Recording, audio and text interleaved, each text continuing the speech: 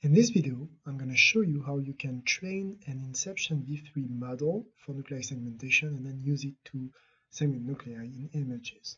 So here I am in the Inception-V3 folder from all the data I downloaded from the GitHub. And as you can see, we still have a running and a training notebooks, but we also have a transfer learning notebook. So I won't show you how to use it, but it's very similar to the way we used the pre-trained model for mascara CNN with a COCO dataset. Here you can use a pre-trained model, with Inception-V3, for example, one that you trained for nuclei segmentation and then use for marker identification. So you could do this here, and you can do fine-tuning, so just training only the last layer and in the first step, and then all layers. So it's very similar to mascara CNN. We also have a pre-processing notebook, because here with Inception-V3, so the way we do it for nuclei segmentation is particularly not efficient, because we actually extract all image patches centered at each pixel of each image and use them as training data set. The thing is that for each patch, if we have to download the image, it's going to take a long time. So here we pre-process the data so that we have a quick access in memory. So I'm going to show you how you can do that. When you open the pre-processing training dataset, looks like the other one. So first we download, Python packages and the codes, and then we define the parameters. So here first is the input directory. So we're going to do it for nuclei segmentation. As you can see here, we have one folder for each image. So we have all wide field and confocal images, and we can have a look at it.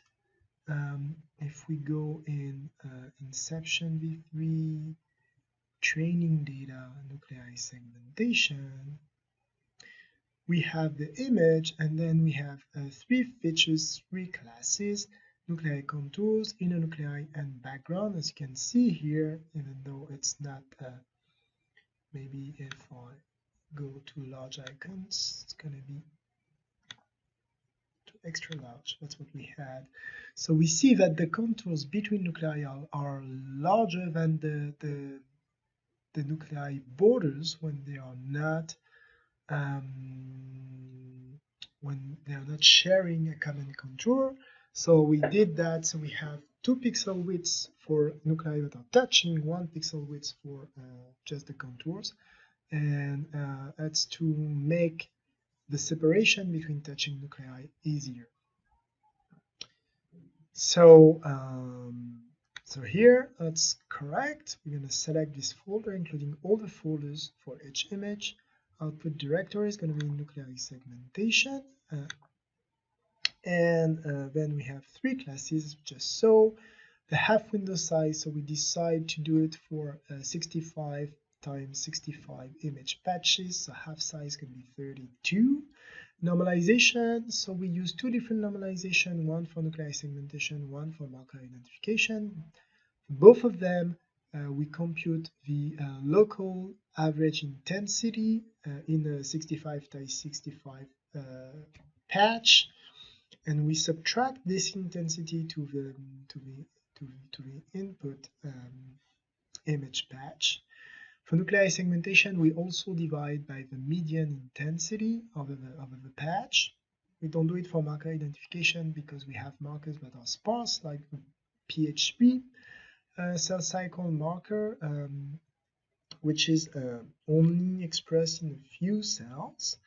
And so if we look at the median intensity, the risk is that it's going to be equal to 0 for some patches, and it's not good if you try to divide by 0. So we don't divide by the median intensity for marker identification, we do it for nuclei segmentation. That's the difference between the 2 normalizations. So now that the parameters are defined, I'm going to run this, and I'm going going to speed up the video because it takes a little bit of time to do it.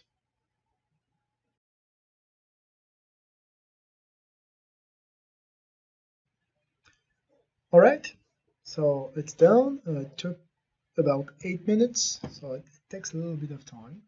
So now I'm gonna just close this and shut it down, and we can train a model as we have data to do it. So again, it's organized the same way. We load everything, and then we define the parameters. So training data set is the one we just defined. So it's in nuclei segmentation and it's data NPZ. It's in the NPZ format.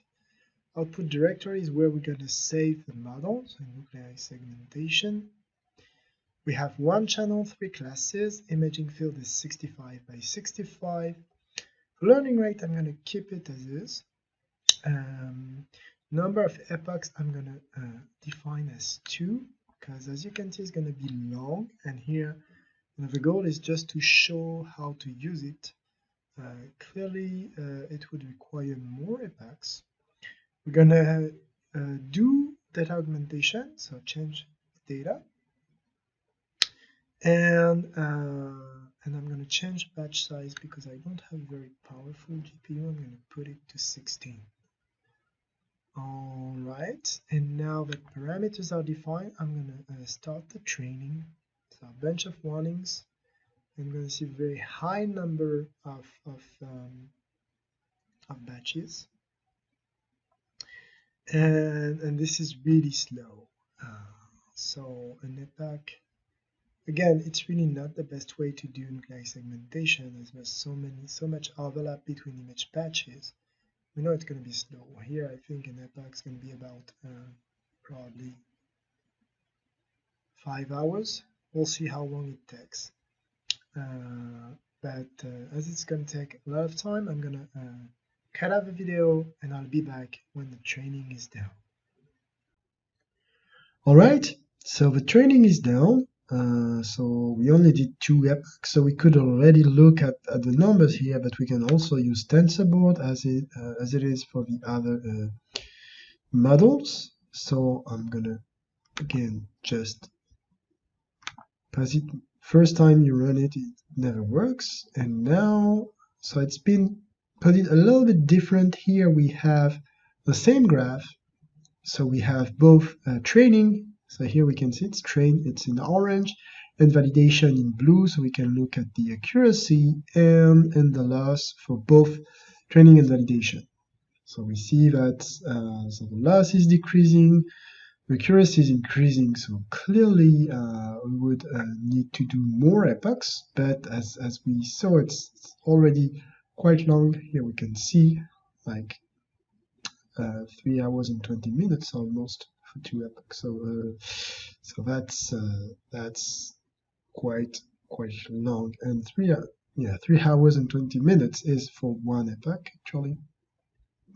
So almost 7 hours for those 2 epochs. Clearly not the most efficient way to do it. But still, we can get results. So here's what we're gonna check now. We're gonna use the model we just trained to segment nuclei. So if I go to running, so first loading everything we need, then I'm going to define the parameters. So input directory. If we go to testing data, nuclei segmentation, let's try confocal, for example. Even though, so here we had both confocal and wide field images, so that would work with both kind of images. This is the model we just trained. I'm going to use it, and output directory I'm going to create.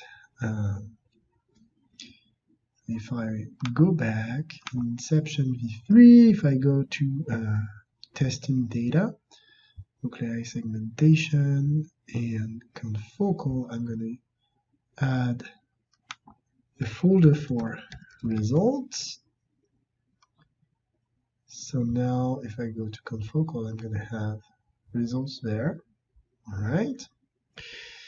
So only apply and mask. This is really useful. So here we could already use it if we're just interested in the mouse epithelium. If we have a mask for the mouse epithelium, we could use it and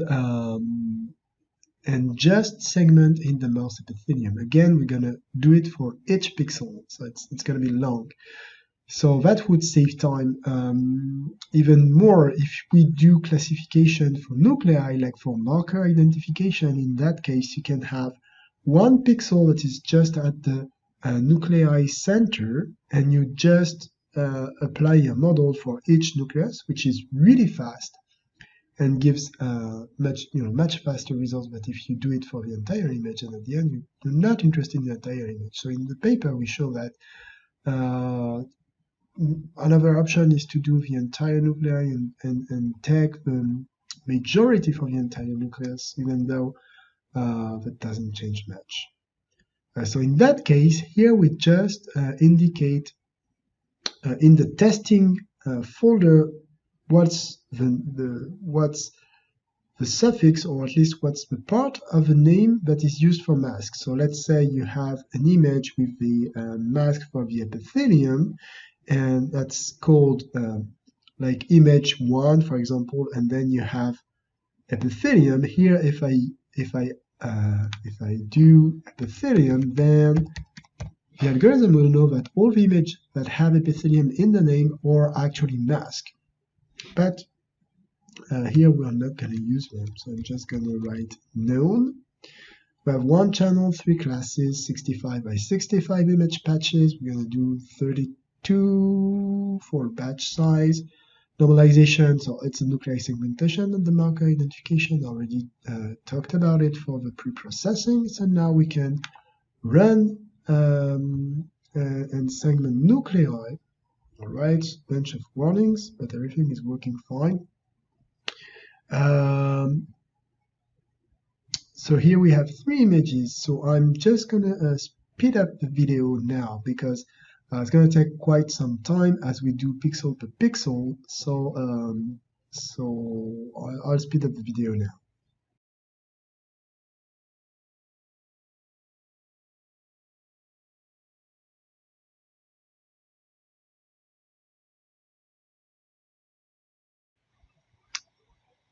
All right, it's done. Let's have a look at the results then. So I'm going to open Fiji, and if I go to results, we can already see that it looks pretty good actually.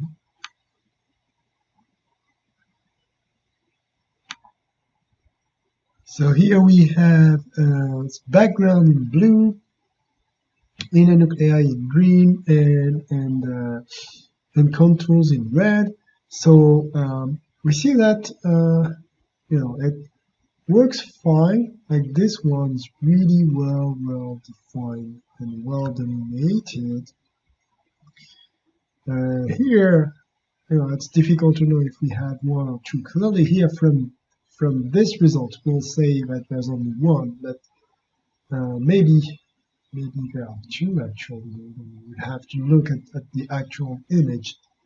Here we see that probably this is 1 nucleus, and this is another one, but maybe there's 1 here too. It's not that easy to make a decision, but what is really amazing here is that we make a decision at each pixel by looking at an image patch around it, and we still have very smooth results, even though everything is down pixel per pixel. So that's pretty amazing in that regard. All right, so with this, I'm done. Just have a look at the last one, and very similar again.